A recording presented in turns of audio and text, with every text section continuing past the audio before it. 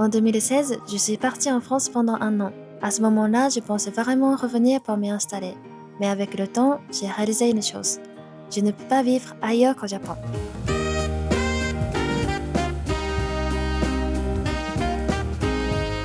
Coucou tout le monde, c'est Saya. 皆さんこんにちは、Saya です。Aujourd'hui, j'aimerais vous partager pourquoi je ne pourrais plus quitter le Japon.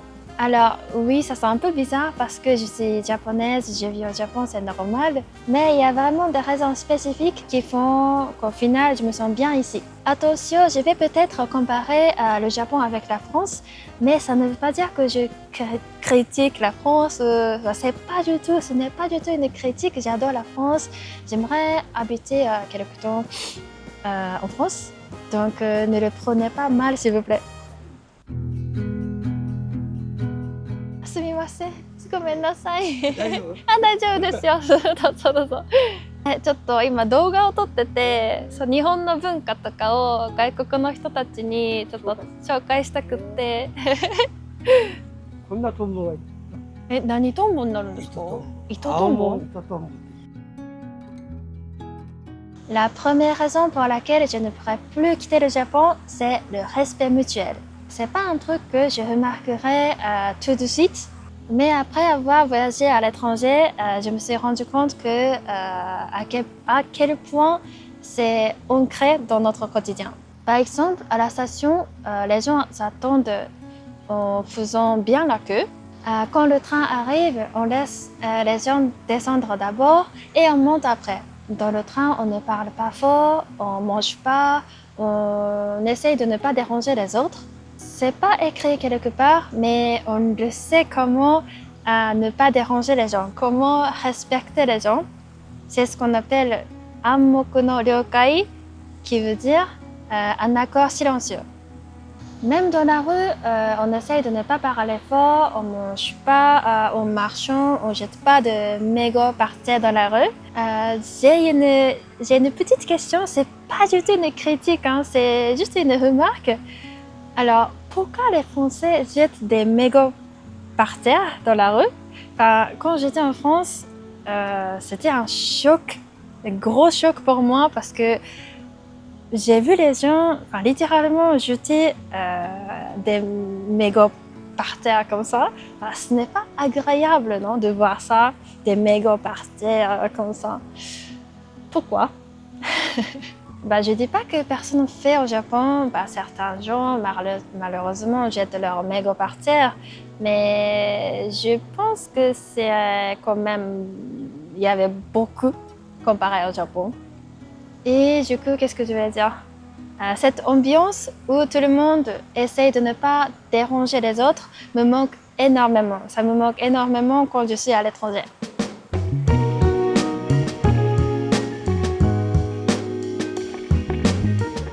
La deuxième raison, c'est la sécurité. Ayant vécu en France 1 an, je me suis rendu compte que à quel point le Japon c'est un pays safe, sûr. Il y a beaucoup de choses qui prouvent que c'est un pays sûr. Par exemple, quand tu sors dehors, tu vois des petits enfants, vraiment petits, hein, genre 5-6 ans, vont à l'école seuls. Et quand tu entres dans un restaurant, tu vois des gens qui laissent leurs affaires sur la table et partir aux toilettes. Quand tu fais tomber quelque chose, par exemple un portefeuille dans la rue, tu peux le retrouver facilement parce que les gens ils le ramassent et ils le laissent à côté pour que tu puisses trouver facilement. C'est quelque chose qu'on ne se rend pas compte quand on habite au Japon. Moi aussi, je ne réalisais pas à quel point le Japon c'est un pays sûr avant de partir en France. Par exemple, la première chose qui m'a marquée quand j'étais en France, c'est les vigiles devant Zara. Tu savais qu'au Japon, il n'y a pas de vigiles devant Zara, devant les magasins? Il y en a dans certains endroits, par exemple mairie, centre commercial, mais c'est pas pareil parce qu'ils sont là pour ne pas attraper les voleurs, pour empêcher les gens de voler. C'est pas pareil, c'est surtout pour aider les gens, aider les clients. Par exemple, si tu ne trouves pas un magasin spécifique, et tu peux lui demander. Ou par exemple, si tu fais tomber quelque chose et tu peux lui demander par exemple. Donc, ce n'est pas le même but. Et aussi la différence, en France, les vigiles, ils sont très très musclés. Enfin, ça se voit qu'ils sont là pour empêcher les gens de voler. Mais ici au Japon, les vigiles, ils sont souvent des hommes âgés, personnes âgées. Et du coup, quand j'ai vu les vigiles en France, ça m'a choquée. J'avais un peu peur, même si je vole rien. Alors, je veux raconter une petite histoire quand j'étais à Lyon. Un jour, après l'école, je suis allée au musée de Confluence à Lyon. Et j'étais heureuse, genre j'étais excitée parce que j'aime les musées, j'aime l'art. Et du coup, et je suis sortie comme ça du musée. Et je devais prendre le tram pour rentrer. Et du coup, je monte. Et c'était blindé, il y avait beaucoup de gens, je ne sais pas pourquoi, mais je pense qu'il y avait une exposition spéciale, je ne sais pas. Et j'ai senti un truc bizarre, genre j'ai senti un truc, j'ai senti un truc, et j'ai vu un mec derrière moi collé, et je me suis dit, qu'est-ce qu'il fout là? Et j'ai vu mon sac déchiré, complètement déchiré. Et j'ai remarqué aussi que mon portefeuille, il n'était plus là. Et du coup, je sors du tram et je voulais le attraper. Mais vu que c'était blindé, il y avait beaucoup de gens, je ne pouvais même pas marcher. Donc après, je suis partie au commissariat pour faire des trucs. Mais en plus, c'était mon sac que j'ai acheté à Venise. Donc j'étais très très triste. Heureusement, il n'y avait que 5 centimes dans le portefeuille, je pense, et quelques cartes crédit. Donc voilà. Mais bon, j'étais triste quand même. Et j'ai parlé de ça parce que, en fait, nous les Japonais, on est tellement habitués au niveau de sécurité. Enfin, c'est tellement safe au Japon, donc on ne fait pas attention à l'étranger. Ouais, c'était une belle leçon de vie.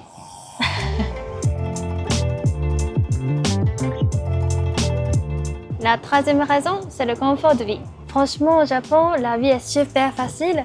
Il y a beaucoup de petits trucs, petits détails qui rendent la vie plus agréable. Par exemple, les trains sont toujours à l'heure. C'est très fiable. Et puis, il y a les combini partout. Tu peux y acheter à manger, à boire. Tu peux payer tes factures, imprimer des documents. Donc, tu peux quasiment tout faire au combini. C'est vraiment pratique. Je me rappelle, à Lyon, j'ai galéré pour imprimer des documents parce que je devais aller jusqu'à Croix-Rousse. C'était un peu loin de chez moi et c'était un peu chiant. Mais comment vous faites en France? Vous allez à l'imprimerie juste pour imprimer des documents ou peut-être vous avez une imprimante chez vous. En tout cas, c'était un peu compliqué pour moi. Un autre truc que j'ai remarqué en France, c'est que ce n'est pas toujours facile pour les gens handicapés. Je dis ça parce qu'au Japon, en fait, dans les stations de train, il y a presque tout le temps une ascenseur ou des passages spéciaux pour les chaises roulantes. Et même je sais pas comment on appelle ça, les gates, les portes où tu check le ticket, tu dois passer le ticket. Et c'est plus large et adapté au Japon, je trouve. Peut-être, je sais pas, il y a des trucs, il y a des inconvénients que je connais pas. Mais en tout cas, je trouve les transports en commun ici au Japon, c'est plus accessible pour les gens handicapés, je trouve. Désolée, ce n'est pas vraiment une raison pour laquelle je ne pourrais pas quitter le Japon, mais c'est juste une remarque. Et puis pour les démarches administratives. Enfin, j'entends souvent que au Japon, il y a beaucoup d'étapes, il y a beaucoup de papiers à faire, donc c'est compliqué. Mais en vrai, c'est bien organisé quand même, parce que si quand tu as besoin de, je sais pas, récupérer un papier à la mairie, tu y vas et 30 minutes plus tard, tu l'as. Tu l'auras. Donc c'est plutôt bien organisé, je trouve. Je suis jamais passée à la mairie en France, donc je ne sais pas comment ça fonctionne, ça marche. Mais j'entends souvent que il faut attendre beaucoup pour récupérer un papier en France. Donc bon, plutôt efficace et fluide au Japon. Est-ce que tu es déjà venu au Japon? Si oui, c'était quoi ta première impression du Japon? Ok, admettons que tu sors de l'avion, tu es atterri, tu sors de l'avion et tu marches. Et qu'est-ce que tu remarques en premier? Je pense que c'est la propreté. La quatrième raison, c'est la propreté. Le Japon, c'est très très propre. Les magasins, les rues, les restaurants, mais surtout les toilettes, elles sont nickel. Moi, je suis née et j'ai grandi au Japon, donc c'est normal d'avoir les belles toilettes, les toilettes propres. Mais la première fois que je suis allée en France, désolée encore une fois, je compare avec la France parce que j'ai pas d'autres références, donc désolée, ne le prenez pas mal. Mais quand j'ai vu les toilettes en France la première fois, j'ai dit waouh! Je dis pas que les toilettes en France c'est dégueulasse, c'est juste les toilettes au Japon, c'est juste propre, c'est trop propre. Je me souviens, j'arrive dans ma résidence étudiante et je vais aux toilettes et là je vois des toilettes sans lunettes. Et j'ai vu et j'ai dit littéralement waouh, c'est beau, qu'est-ce que c'est, comment je fais pipi? Parce que tu vois, normalement, il y a 3 couches, non? Il y a une couvercle, lunettes et cuvette. Mais là, il n'y avait pas de lunettes, donc j'ai failli tomber. Et du coup, je me suis demandé pourquoi les toilettes au Japon elles sont aussi propres. Bah, bien sûr qu'il y a les agents de nettoyage, mais même si ils le nettoient super bien, et que les gens ils le salissent derrière, ça sert à rien, non? Donc je pense que c'est parce que les gens ils font attention aux autres, donc ils essayent de ne pas salir pour les gens, pour respecter la personne qu'ils utilisent après. Donc même si on sait qu'il y a quelqu'un qui nettoie, mais fait quand même attention de ne pas salir. Et au Japon, on apprend ça très tôt.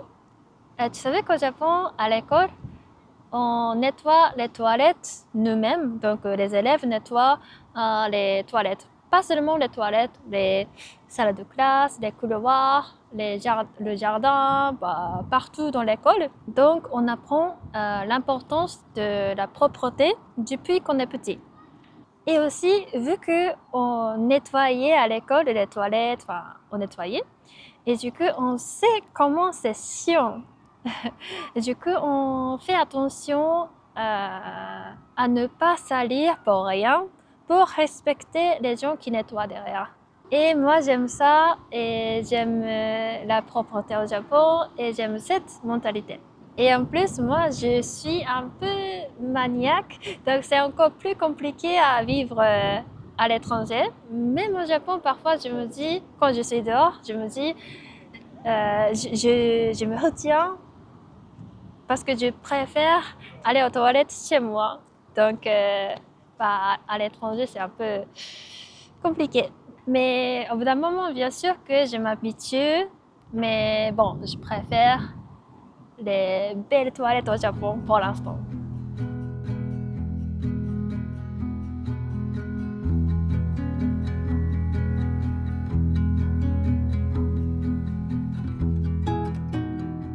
La cinquième raison, c'est la nourriture.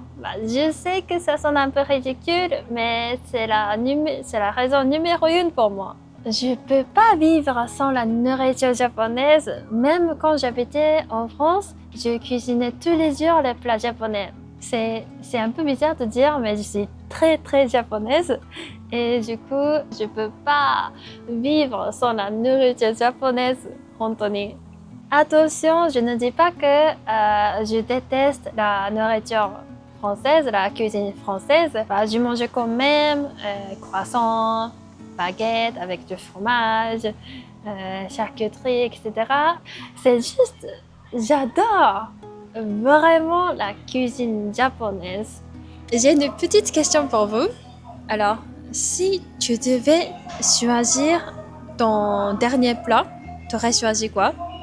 Peut-être pizza, burger, steak haché ou tartiflette, pâte bolognaise. Moi, un bol de riz avec une soupe miso et natto. Donc c'est très très japonais. L'année dernière, je suis partie en France et je suis restée 2 mois à peu près. Et du coup, j'ai mangé quasiment tous les jours des plats français. Mais au bout d'un moment, j'ai craqué. J'ai acheté un onigiri à Monoprix, très très cher, genre 3 euros, 4 euros, non 3 euros. Et j'ai acheté aussi des nouilles instantanées pour sentir le Japon. Donc, je peux pas vivre sans la nourriture japonaise, vraiment. Et là, je suis devant le restaurant japonais et j'ai pas mangé à midi, donc j'ai la dalle, j'ai envie de manger. Onakasuita. Voilà, ce sont quelques raisons pour lesquelles je ne pourrais plus quitter le Japon. Après, le Japon, ce n'est pas un pays parfait, ça n'existe pas un pays parfait. Donc peut-être, j'adore la France, donc je changerai d'avis. Comme on dit, il ne faut jamais dire « Fontaine, je ne boirai pas de ton eau ». Donc, qui sait, peut-être que ça changera un jour. Avant de terminer la vidéo, je tenais à vous remercier du fond du cœur pour l'accueil que vous avez réservé à ma dernière vidéo.